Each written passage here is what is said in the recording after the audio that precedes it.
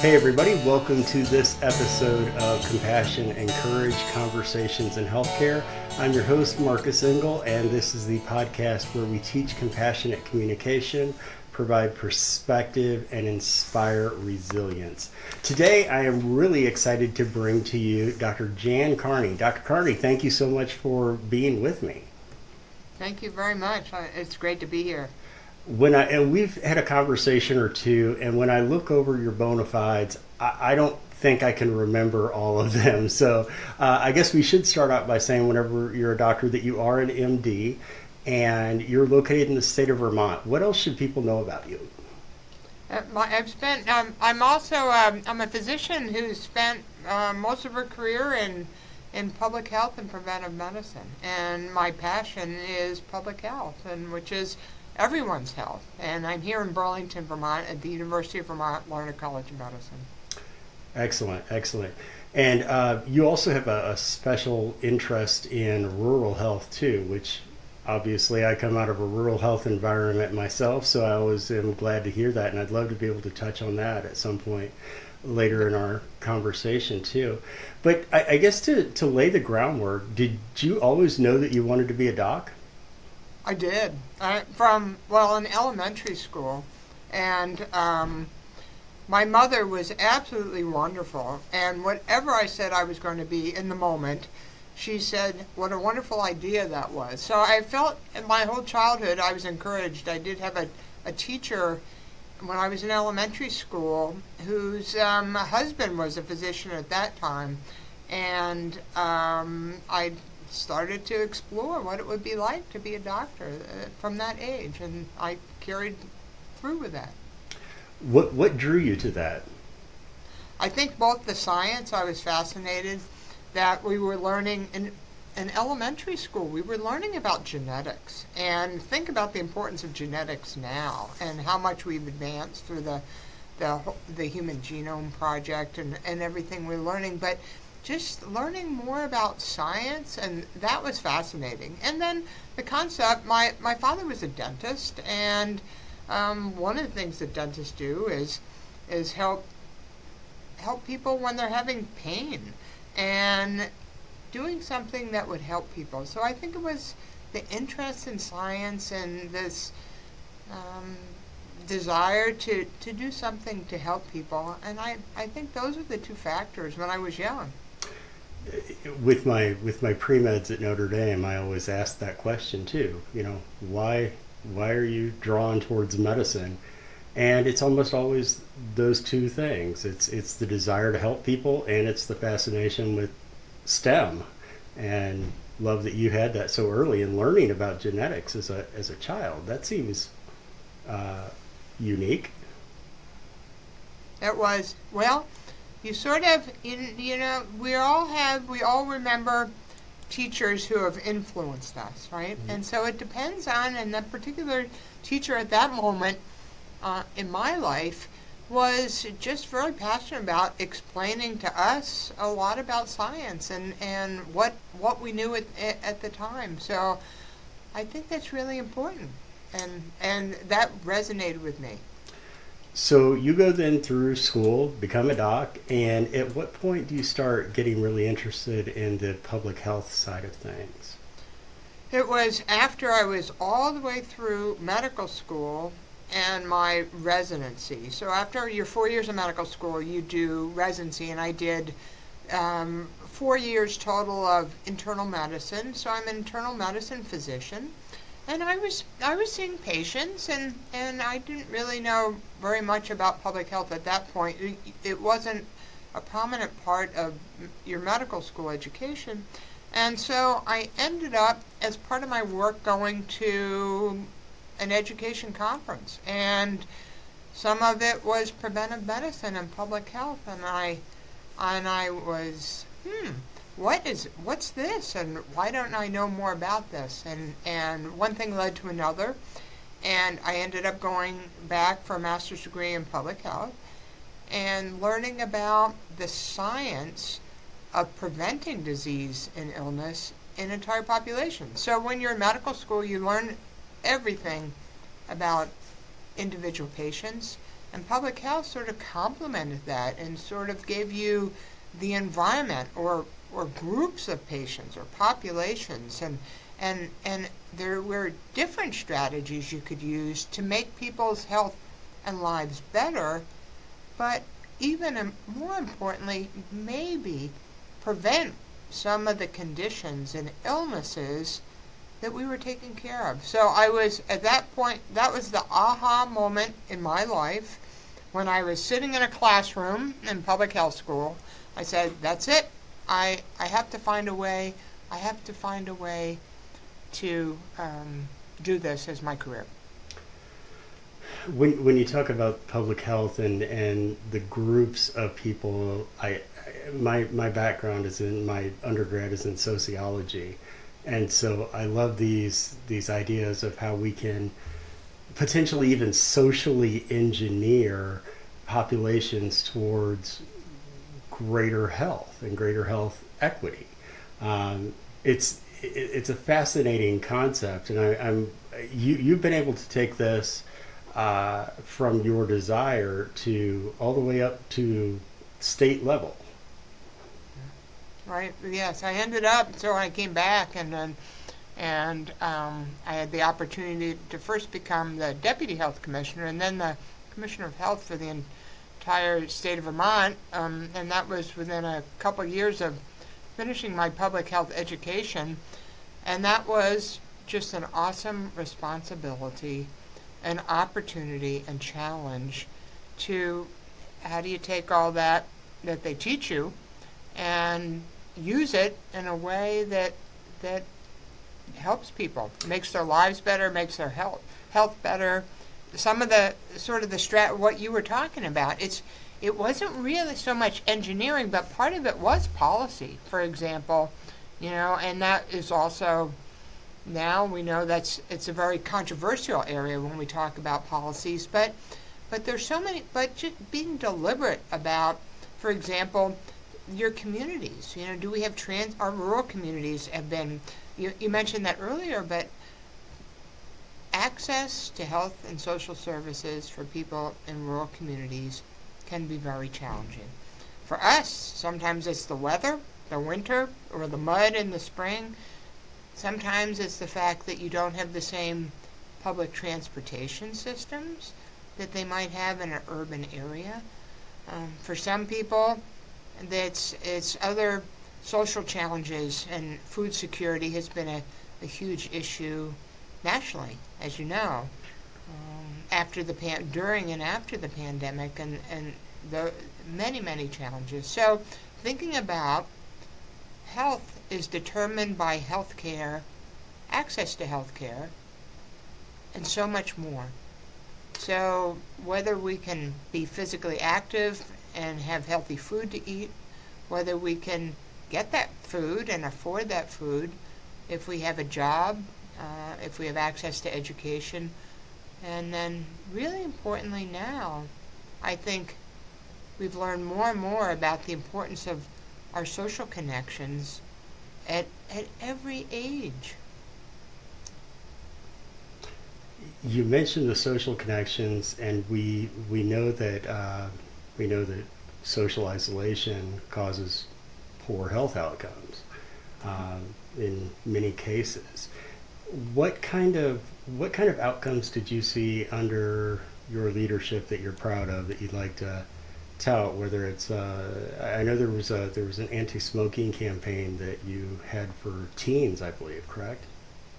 Yeah, we had. Well, the first thing was to figure out how should you know what's the first things you should pay attention to? How do you know about the health of your community? In an analogous way, a doctor or nurse might see someone in an office and have a way they talk to patients. They might do a physical exam. Sometimes they order blood tests. And they have a way that they assess the health of that individual person. And then they have a conversation about it. And if there's health conditions that need treatment, they might schedule follow-up. There's a systematic way to do that. The analogous thing in public health is you have to look at some of the data that's available. And sometimes you have to get your own and talk to people in the community. But you have to look at the data of how do you define the health status of a community. So it might be, for example, looking at all the factors that are important in determining health, like access to health care is one. What is the supply of primary care in that community? Or in some cases, you also need to, mental health is critically important. Substance abuse treatment in some case. Access to dental care. All of those things are really important on the healthcare side. And then what are those habits and behaviors and there are a lot of national surveys done by the CDC and others, and you can look at that usually by county, and there's some easily accessible information. You can look at what are the published rates of tobacco use in adults, alcohol or drug use, physical activity, self-reported physical activity. You can look at social factors, for example, employment rates in communities or the average education rate. So you can look at overall in an analogous way that you might in a healthcare setting. What should we pay attention to in public health? What are the things that we should try and promote the positive and maybe reduce the negative, like tobacco use rates? And those are some of the things we looked at and found that one of the couple huge issues then were access to prenatal care and infant mortality. And that was, in part that came back to there are a variety of factors, but we didn't have enough people to provide that care in all of our rural communities, so that was really hard. And people also didn't have necessarily health insurance. So health insurance expansion to make sure that all pregnant women and children up to the age of 6 were covered. That was the first thing that the first governor I worked for did to help people in our state in terms of health. And we saw a dramatic increase in women's access to prenatal care and a reduction in infant deaths. And it didn't take too long after we implemented all of those things. Our public health nurses out in our communities were incredibly important to link people to care. So those were the kinds of things. And then, one of the campaigns was around preventing children from starting to smoke and use tobacco for lifelong health. And the legislature was very helpful. In addition to things like education in schools, they raised the price of tobacco products, and that was a very, very effective way to interrupt that beginning of an addiction in young children. So that was something that was very important. And then the smoking rates actually were reduced by about half in not that many years. So that was another important public health step. The other one I would mention is the next governor I work with further expanded access to health insurance such that every child in the entire state was eligible for health insurance. And that was before, the Patient Protection Affordable Care Act, or Obamacare. And that was, as I look back, I think that was just foundational for the children in our state. So those were just a few examples. And when you are working, and I was in charge of the Department of Health, what you really learn is how much public health is a team sport. And we had nurses over the states. We worked with physicians and nurses in their practices. We worked with school nurses and teachers, our own legislators, and people in many organizations providing social services, depending on the issue.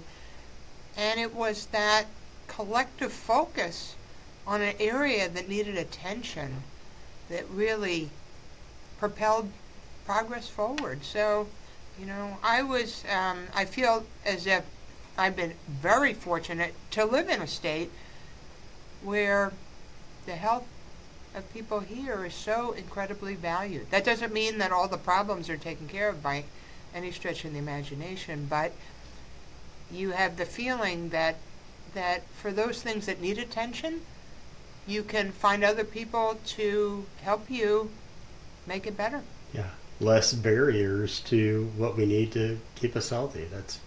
That's really beautiful.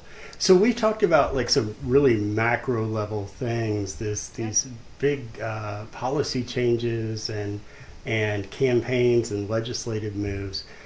Can we bring this back down to like the individual effort? Because I always ask the question to share a story about a time that is based in compassion, a time that you have been there for someone who is suffering, or that someone was there for you when you were suffering. If I bring up that prompt, does that bring any stories to mind? It does, but maybe from a little different perspective, because a lot of the work I do might involve an entire community or group of people, and as you're asking that question, I'm actually thinking about the research that we're doing right now, and maybe if I could tell you a little bit about that. Please. Because our conversations in doing that research really resonated with me. So what we've been doing as part of one of the public health related grants is to look at, and we're doing this with a team here in Vermont and a team in Maine, and we've been looking at, and it's around COVID-19 testing, for example. So we are looking at healthcare databases and testing databases that from our state health department, and to look at what were those things that really predicted people getting tested. And that's a really important to look at it in hindsight, because we're in a rural state, right? And also if you understand how to reach rural, underserved, and vulnerable communities, that may give you some insights into how to reach them in other domains of health, right? So that was the whole idea. And in the course of this, we've been having interviews with people. We call them stakeholders, people in our state, in both states, and we talked to about 40 people total, and they were conversations with people providing, during the pandemic, providing direct health care. They might have provided emergency medical services. They might have provided laboratory testing. And your question makes me think about, and those conversations were, I was really moved by those conversations, because what came across in our response here in Vermont was how hard people worked and their commitment to helping people, even at that early time when it was frightening. We had no vaccines. We really didn't know. People were becoming very ill, dying, right? And their commitment, and really listening and hearing in their voices how much they genuinely cared about their part. They might have been in charge of the laboratory testing to make sure that testing was getting out in the community. But that compassion in their voice was the same compassion I heard talking to somebody in charge of emergency services, so providing direct care to patients. And as I step back and think about that, what does that mean in public health? That means that in the worst possible scenario, a global pandemic, that people step forward, no matter what their role, to help people in the communities. And they help them as individuals, they help them as part of a larger team or a larger system. And it was those kinds of connections and commitment, compassion on a population level, teamwork, and I think that we had many people became ill. We had COVID in our communities, just like everywhere else.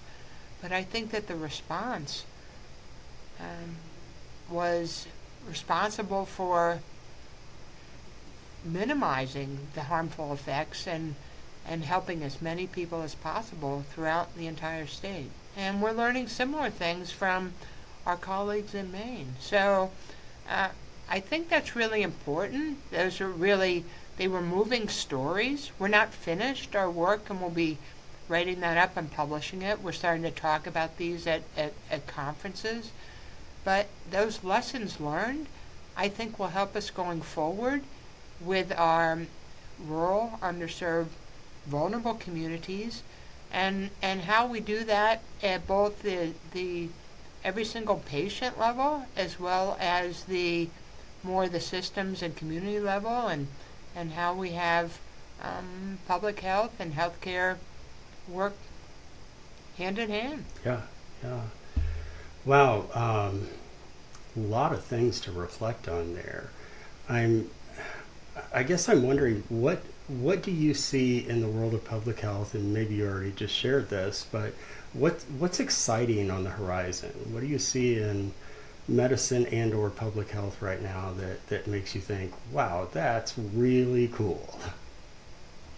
Well, I think that, let me just start with some of the things that we learned. Some of the things that we learned from the pandemic, I think, and I think we learned that telehealth, that we had, and I do a lot of work with medical students, and we work with United Way organizations throughout our state. And one of our projects, and this one was with the Department of Health, the students talked to both patients and health professionals about telehealth, and it was positive all around. So think about, how do we use telehealth going forward to improve access? And improve access, you think about somebody who doesn't have transportation or mobility, it might be hard.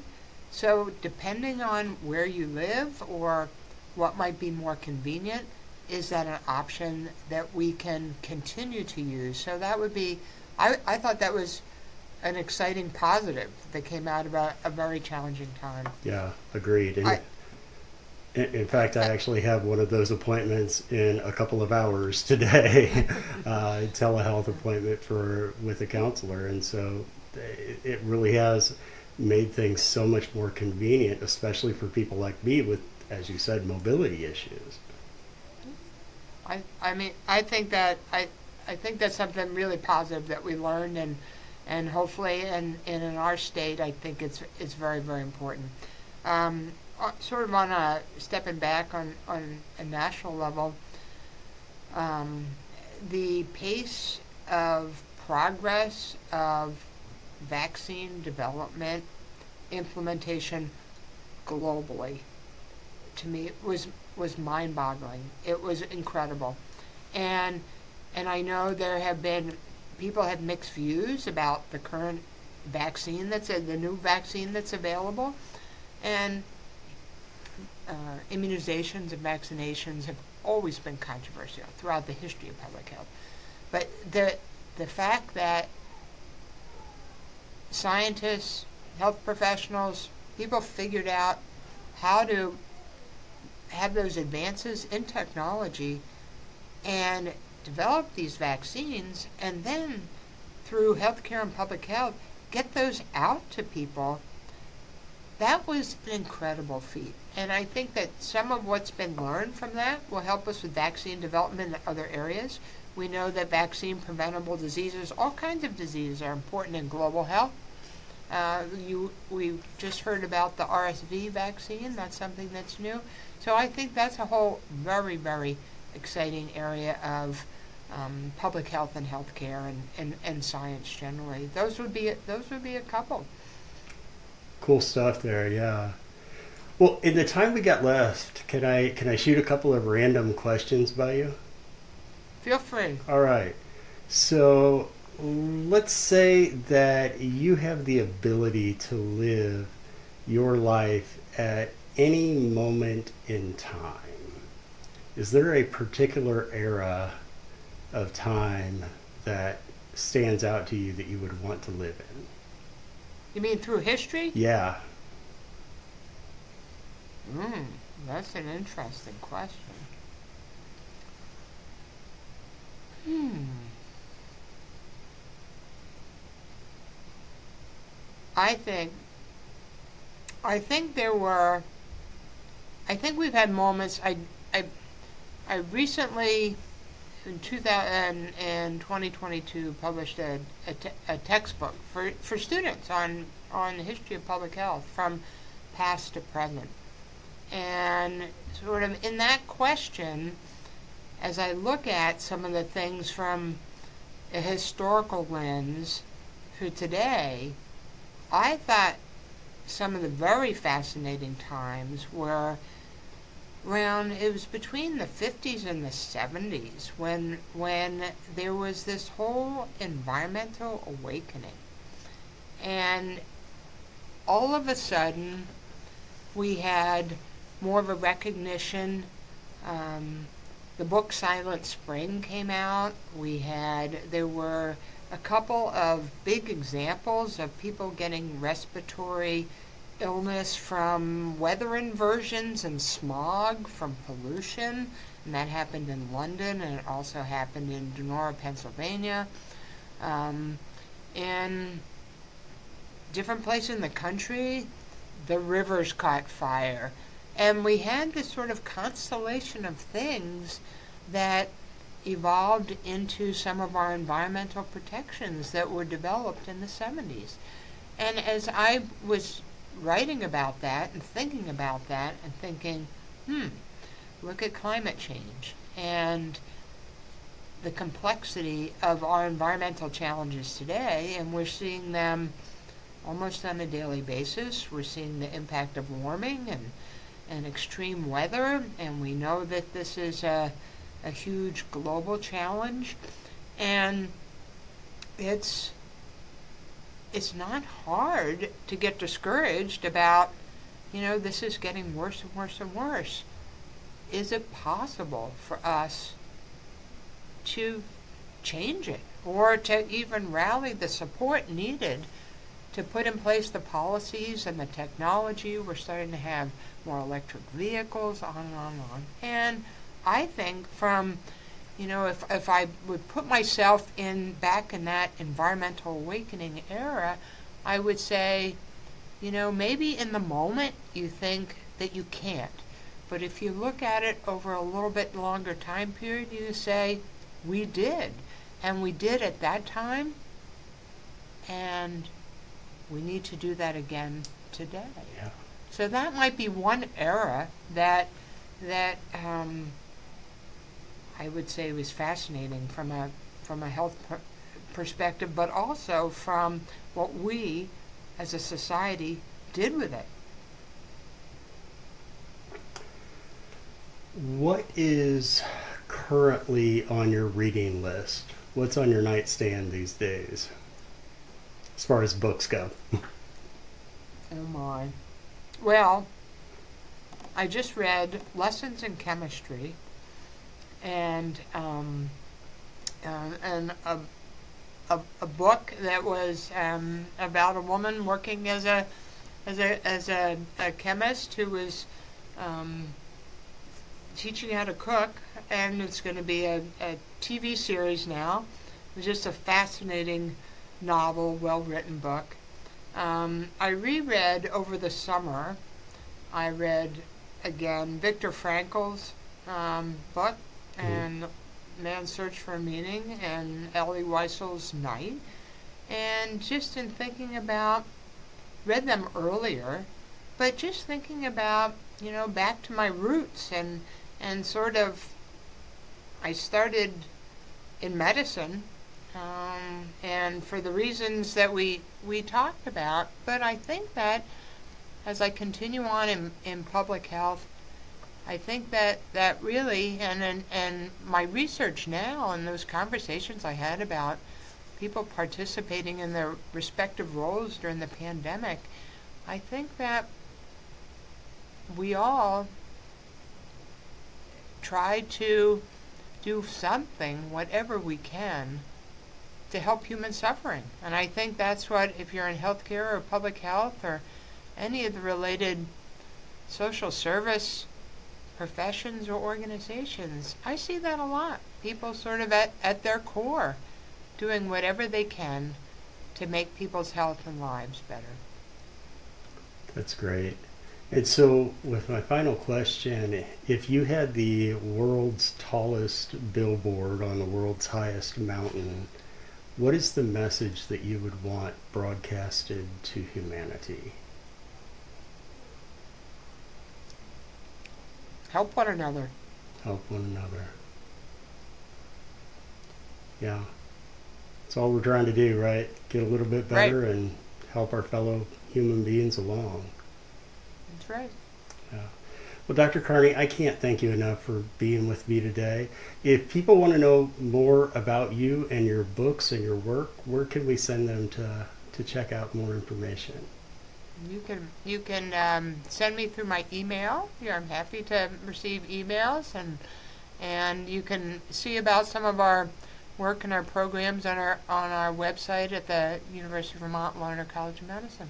Excellent. Excellent. Thank you so much for being with me. My pleasure. Thank you for inviting me. Sure.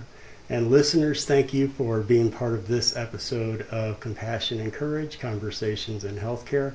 I'm your host, Marcus Engel, and this is the podcast where I teach compassionate communication, provide perspective, and inspire resilience. As always, if you are in need of keynote speaking programs, compassion training, hospital engagement, consulting, please visit marcusengel.com. And we'll see you all next time on the next episode of Compassion and Courage.